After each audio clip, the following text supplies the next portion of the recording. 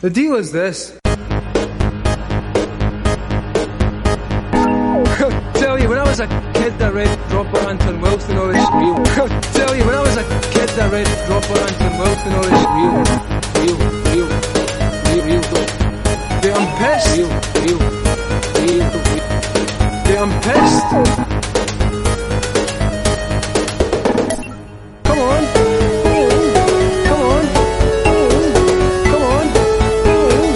What the wait? Come on. What the wait?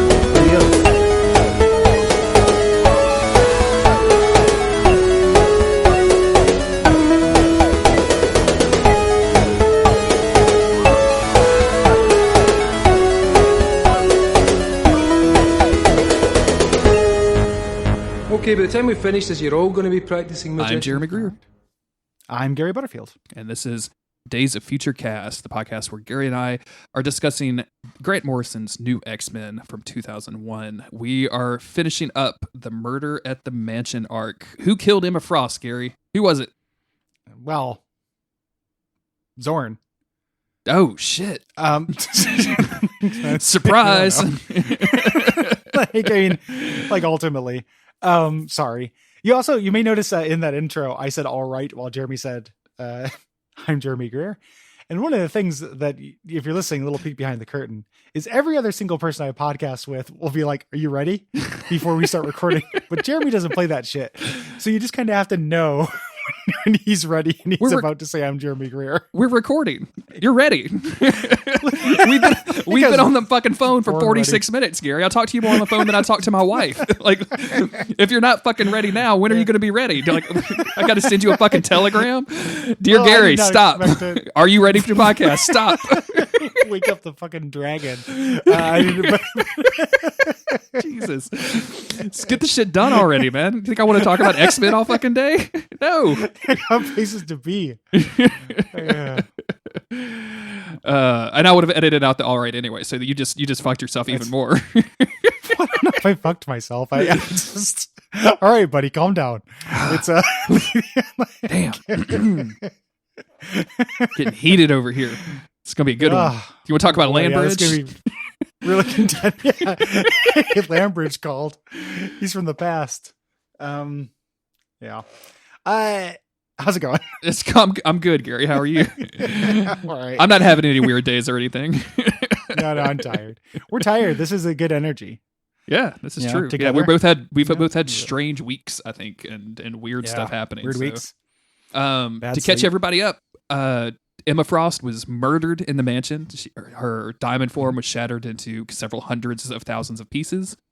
They have called in the great bishop and his buddy Sage to go figure out who murdered her, and he hasn't really discovered anything. We left off with a cliffhanger in the last issue with Sage finding some weird gooey sacks of flesh hanging in a shed, Wolverine shed, which we're going to find out in this issue, which I find it very hilarious for some reason. And then somebody holds a gun to her head, and then we're into issue 141.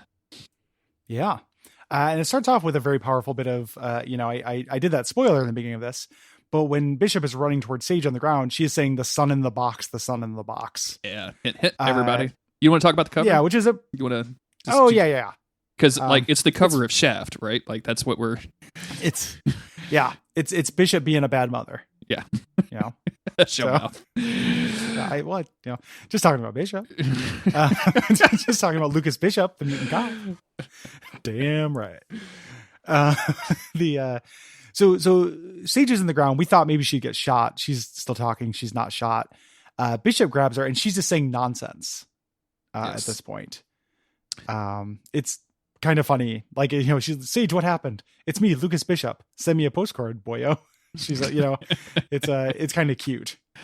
Yeah, and he uses her acupuncture points to reboot her, and she makes a good honk noise, and which I guess, it's 2001, so I guess they didn't have SSD drives. Like, she's still on that like spinning drive platter kind of stuff. So it's literally when your hard drive would start going cluck cluck cluck cluck. Yeah, it's like every time I run Sage, it's too loud. Like the fan in the back of her neck. Fan in the back of her neck. like this is ice cool, like overclocking, like a water cooled gamer sage. Bishop just in the back, just trying to sleep. It's like, God, if that was at least consistent, I could sleep, but it's not. It stops every once in a while. This is Bishop. He's brought to you from the future, and this is Sage, brought to you by Alienware. And I miss my Falcon Northwest Sage. Really, that was the pinnacle right there. Yeah, it was a good one. It's a good one. Sage does look like she's dressed up like a robot that'd be on the front of a graphics card box. Oh yeah, that is Sage's design to a T. Like, what's up with these like tattoo tears that she has? Is she Lil Wayne? Like, is that? I don't. She didn't have those before. I don't. It might be. It's supposed to be like mascara running from her actually crying. Because in some other scenes, I feel like she doesn't have those. Why would you build a computer that cries? It's the dumbest thing ever. I don't know. Why would you give it cry? feelings? They learn to. Yeah. She says that something happened, but she has lost her memories of the last hour, all of her data. Someone wiped gigabytes of data from her brain. Yeah. And what is something that wipes memory from like computers? Like, what's something like a very strong version of you could take into, say, like a computer store and fuck up a hard drive with? You know? I don't know. No. They go in to look at these weird gloopy monsters, and Bishop helpfully says that it smells like biology. Thank you. Bishop, yeah. super good mutant nose you have there. Specifically like a tide pool, which I love because that's a very specific smell. Yeah. These are just a bunch of little orphans of causes running around, right? Like, that's all. Totally. Is. That's what it looks like. Mm-hmm. They're terrifying. Love it. You know, what would be, Sage's like, which would you rather fight? Like, one giant orphan of cause or several thousand tiny orphan of causes? Foster child of cause. Like, it's all the step cousin of cause. She says that they shouldn't have come here, that there's a rot at Xavier with riots and drugs and all this other stuff. And they don't really know what this is, but Bishop thinks that they are eggs, and he wants to get back to Professor X. Yep, the X-Men need to know about this. You know, Sage is complaining about Emma Frost. You know, she can't keep anything simple, even her death. Like, everyone gets involved in her latest drama.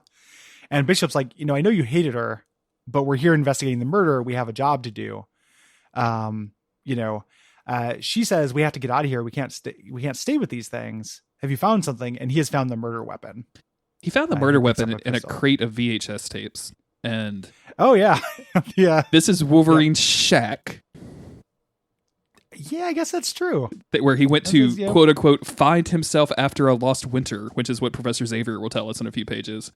So probably are like a bunch of like, you know, straight up nudie tapes. This is straight up nudie tapes. That, I mean, presumably he's either finding these in the forest or leaving them in the forest for the children to find, right? Like, that's how This is canonical woods porn. I didn't even think about that. This is woods porn, absolutely. Yeah. Like, is Wolverine woods porn Santa? Like, is that like, did he come to Lincoln Parish, Louisiana, and just drop a fucking Playboy in the back of my house? Like, did Wolverine do that for me when I was 13? I hope he did. Johnny Teenage Seed. Oh man.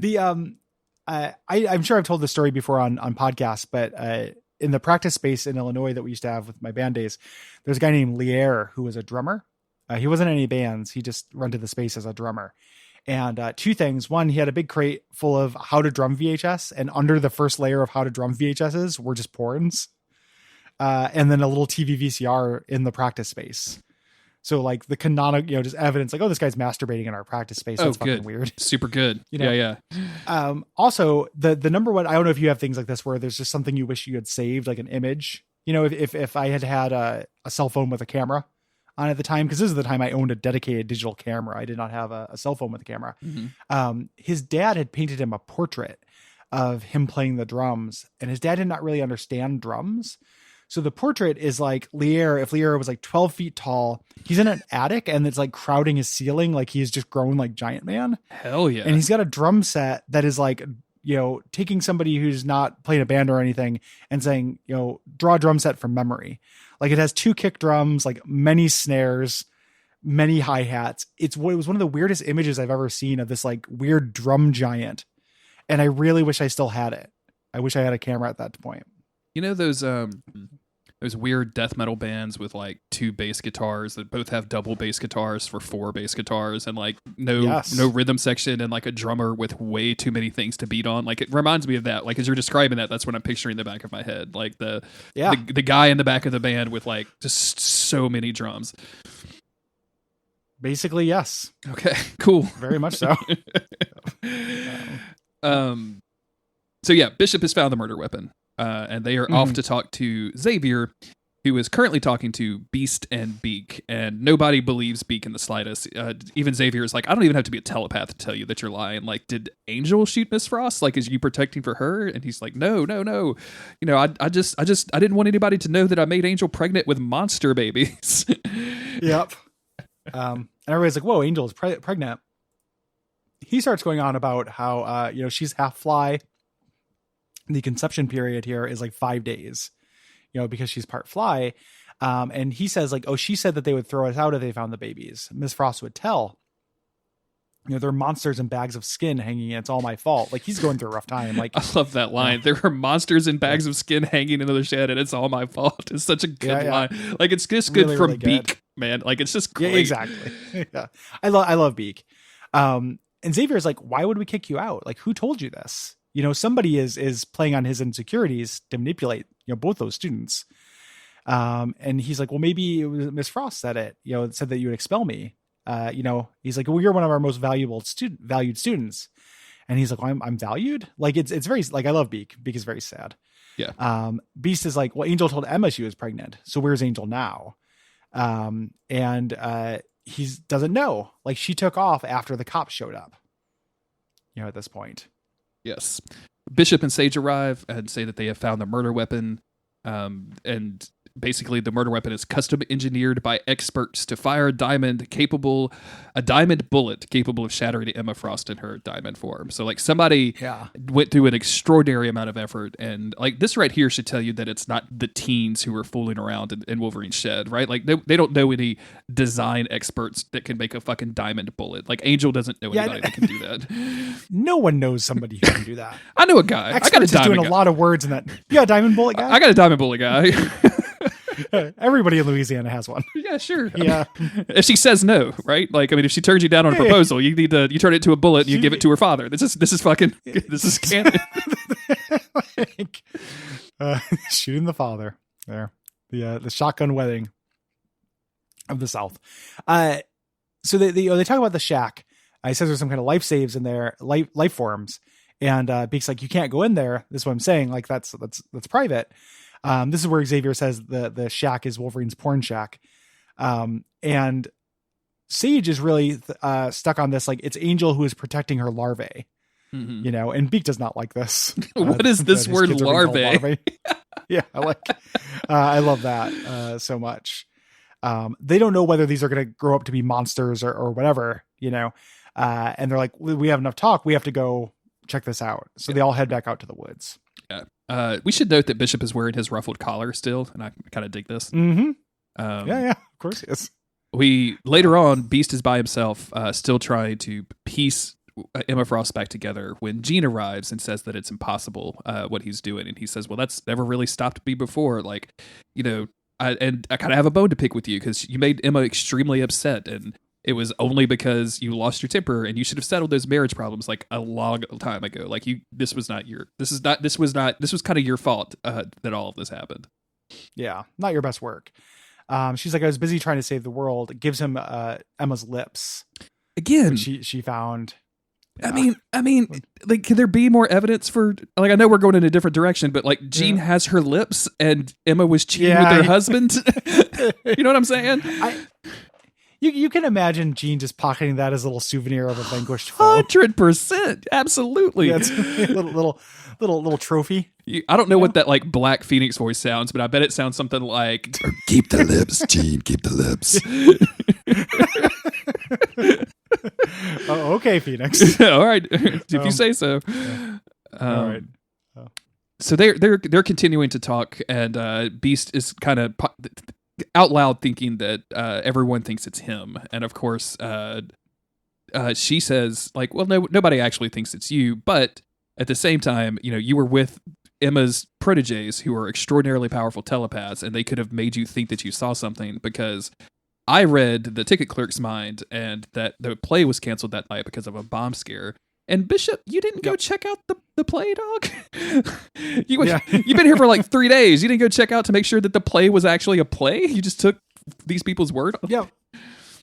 Well, I mean, as we'll find out, this was a psyop.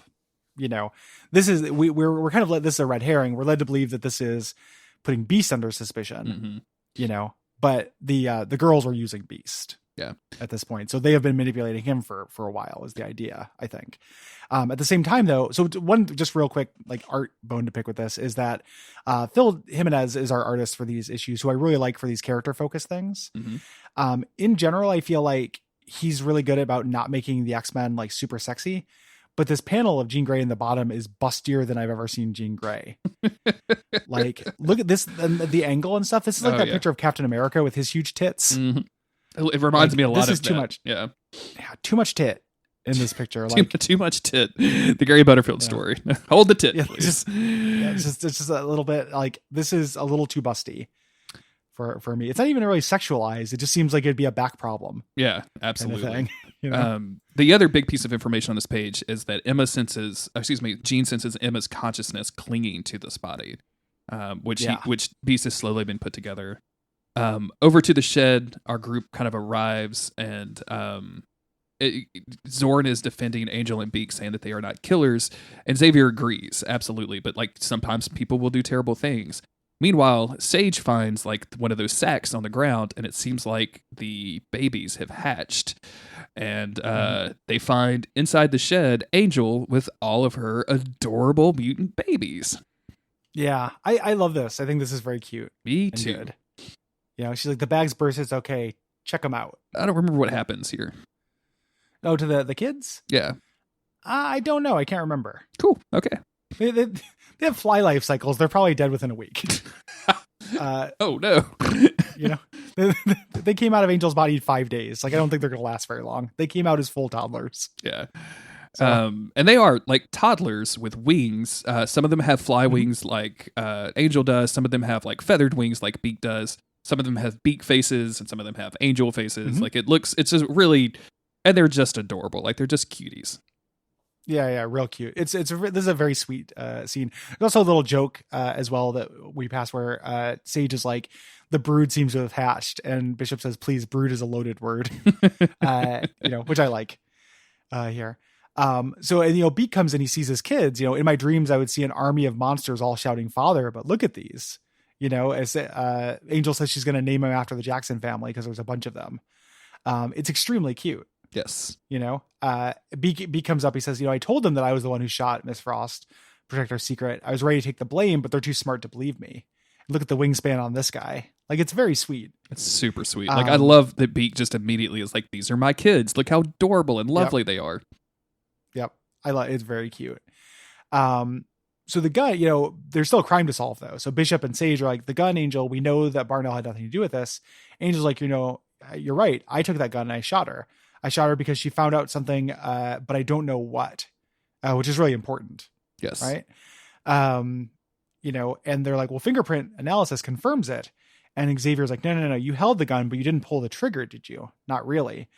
And then we cut over to the Stepford Cuckoos, where Esme is trying to leave. She is telepathically called a taxi.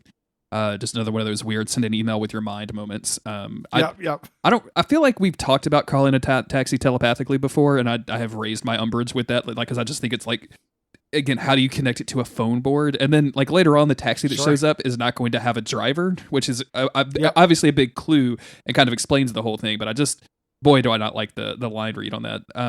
But I assume that they just pop into the cabbie's mind instead of the phone. I think a phone doesn't ring. I think the cabbie's just like, oh, I know somebody there's a fare, and I'm going to go to the dangerous, scary mutant school full of explosions for my $34. I mean, tip. They never say that they like call Jean telepathically though. It's always I've spoke to her telepathically. That's why I'm trying to like the call part of that is the weirdest part of the sentence to me. It's like the telepathically I could take her leave. It doesn't matter, but yeah.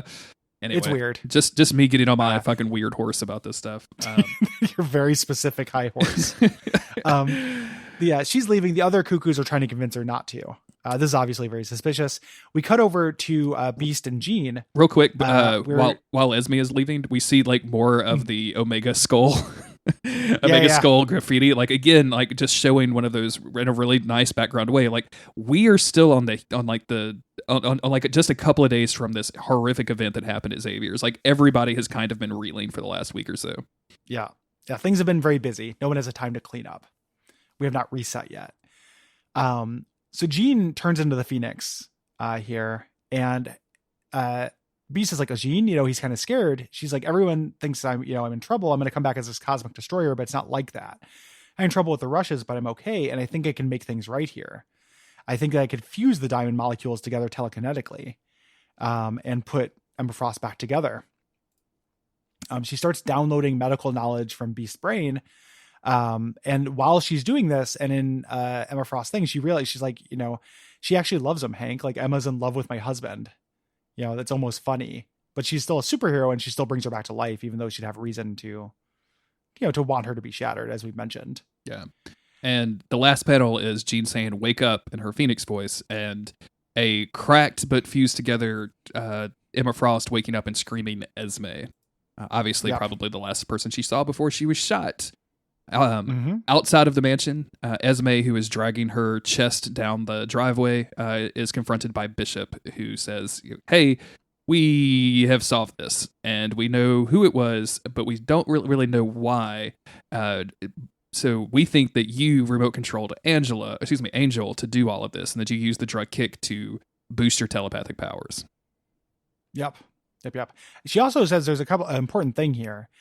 She says, when you did this, you've been doing this for a long time. You overwhelmed the cuckoos, and when Sophie resisted you, you steered her towards death. The idea that so the sacrifice in Riot at Xavier's wasn't entirely Sophie's idea. There are a lot of people like subtly manipulating each other psychically here. We'll find out that Esme is being manipulated as well, and Esme has probably been on kick and driving the cuckoos for a while. Yes, here, as well as drove Beast. Made him think about this opera, made him think he spent a night at the opera, etc. And conceivably made all of the girls think they did the same thing, right? Like could be just co-opting their experience as well. Kick doesn't fuck around, is the idea. It's 5 times as more powerful. So that is, I don't want how much credit to give this, but it makes me think that number is not a coincidence. If one cuckoo can take over the entire 5, and you need, it increases your mutant power 5 times is the figure we're given. Yeah. Okay. Mm-hmm. So maybe. Bishop asked her why, Miss Frost spoke very highly of you, and Esme responds she only loved herself. She just wanted us to be like her, and I'm nothing like her. And Bishop again, is that doesn't really seem like a reason you would kill her. You could change schools, my girl. What are you doing? What is happening here? Mm-hmm. And Esme responds, and he asks, there's something else at play here. Who are you meeting? And she says, "Oh, if you only knew. But don't worry, you'll all find out soon enough." And then she shuts both Bishop and Sage down, and just forces them to stay in there while she overrides the gate controls and then walks out. And a taxi without a driver pulls up, and then she drives away. Yep. It's really, I love, she says, "Perhaps we'll meet again in the new world that's coming." So, she drives away. The rest of the X-Men show up, and I love this line here, this little throwaway: "Snap out of it, Lucas. I'm not your father, and you're not in trouble." And she's like, "Well, it made me relive the worst day of my childhood," which is just a weird little throwaway detail I really like. They check in, at this point, the psychic messing loosened up something inside Sage. She remembered something from the memory wipe. She's like, "I can, I was there. I can smell the pheromones. I can smell the sweat. The gun is pressed against my 5th vertebrae. The angle of the muzzle would make my assailant at least 6 feet 2. So that means it wasn't actually Beaker Angel who was doing it. There must be somebody else." And then Bishop turns to the camera, look at us, and say, "Figures, where the hell is Scott Summers?" Setting up the next arc and next issue. What a good issue, and what a solid arc. I like that we solve the mystery. We know mechanically who killed Emma Frost, but we don't really know why. Why did Esme do this? Who is she meeting? Who is she working for? And we're not going to know any of that stuff for at least 4 more issues, because the next arc is going to take us away from all of this, or the fate of Emma, having Emma being brought back to life by a woman that she presumably hates, right? She has to hate Jean Grey at this point. And whatever, psychic torture that she's endured as she was broken apart into a million pieces, or at least a couple 100,000, according to Hank. But it just like, it doesn't solve it, but it tells us what happened. And man, it's such a good, like that line of "Where the hell is Scott Summers" is such a great just setup for the next issue. Yeah, I really like it. And just again, it gets a little bit confusing. I can understand people who are turned off by this arc, or just in general, like the twist and stuff, because it is spreading a lot of misinformation around. Mm-hmm. Like the answer to who killed Emma Frost is not strictly Esme, and it's not strictly Angel. It's kind of a coalition. All this stuff is connected, and it is all manipulation. Yes, that is happening, psychic and otherwise, in a way that will come together in about 5 issues. Yeah. And I love the way which I'm excited about. Like this arc bleeds into the next arc, which is then going to bleed into a totally different thing. And then eventually, like, the grand twist of this whole run is going to get revealed. And it's a kind of astonishing, not, I guess, pardon the pun on that, but it's kind of astonishing and kind of makes sense. So it'll be fun to talk about. I wanted, we got an email from somebody, Josh, who just wanted to... I'll just read it. Just wanted to let you guys know a neat bit of trivia regarding New X-Men issue 134. The newspaper Quentin Quire has, from the day he was born, is first seen way back in an Uncanny X-Men number 14 in 1965, which is the first appearance of the Sentinels. That's awesome. Yeah, so since we're kind of moving away from the Xavier Mansion stuff, I thought that would be a good time to drop that in. So thank you, Josh, and thank you for the kind words and all of the mean words about Gary that I'm not going to read on air. Oh, I don't appreciate that part, Josh. How dare you? The other part I do appreciate, though. Yeah. So that'll be it for this arc. We'll be back in a few days with Assault on Weapon Plus. In the meantime, if you want to support the podcast, patreon.com/Duckfeed.tv is the place to do so. We appreciate each and every one of you that do that, and each and every one of you that is considering doing it. You can also rate and review the podcast on various services, and tell all of your X-Men friends about it. Just say, hey, Days of Future Cast, and then walk away. Don't even explain it. Just say Days of Future Cast, and they're going to say Days of Future Past, and you turn around and you say Cast, and you just turn around and walk away. Shut up, Mom. Yeah, tell your moms, everybody. Get your mom to download the podcast. Days of Future Cast, a podcast for moms. The podcast for all moms. It's the mommy cast. Like we both have mommy blogs. So yeah, we both have mommy blobs. Blogs. Not mommy blobs. I'm tired. Good night. Good night. It's not even our thing. We don't do that here. Nope, I know. It's just my parachute. I have to stop talking for a little while.